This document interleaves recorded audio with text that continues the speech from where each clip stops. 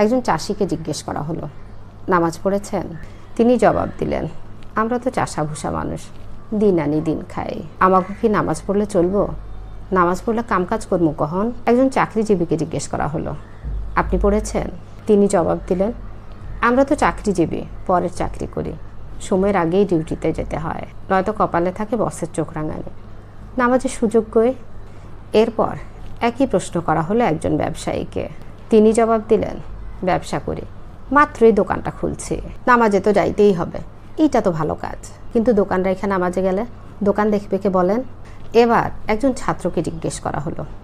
সে জবাবে বলল, কি যে বলেন, পড়াশোনার যে চাপ, নামাজ পড়ার সময় কই, তাছাড়া মানে আর কি কাপড়টাও পাক পবিত্র নাই, কেমনে কি করি বলেন? আমতা আমতা করতে লাগলো।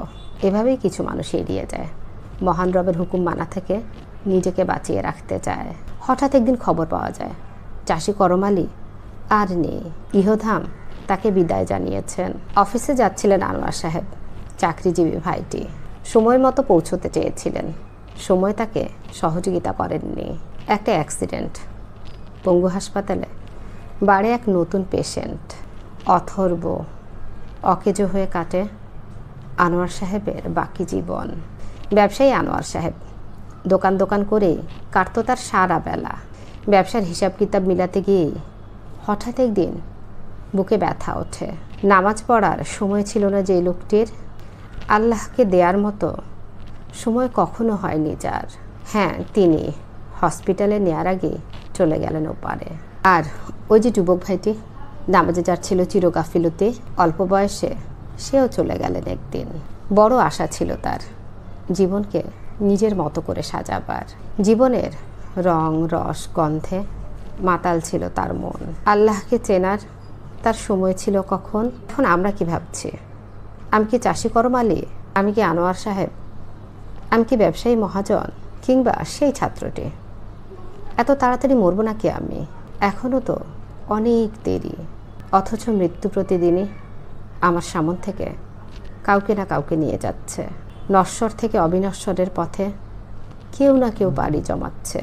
তবুও হুঁশ হয় না, আজানের শব্দরা দোলা দেয় না, বন্ধ হয়ে থাকে হৃদয় মিনার। গুরুত্বপূর্ণ হলো পাড়া বা মহল্লার ছাত্রদের, বা বেকার অথবা নামে মাত্র চাকরিজীবী। সারাদিন এদিক সেদিক ঘুরে বেড়াবেন, আড্ডায় দিন কাটাবেন, কিন্তু আজান হলে নামাজে যেতে যত সমস্যা।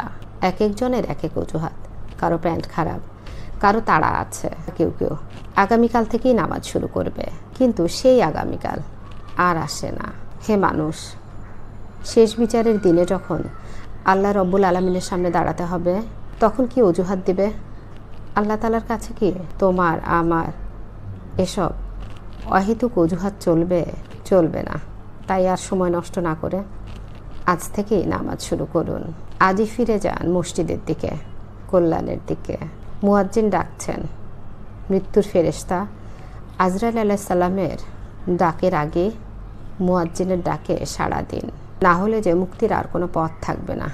আল্লাহ তাআলা আমাদের সবাইকে বোঝার তৌফিক দান করুন, আমিন।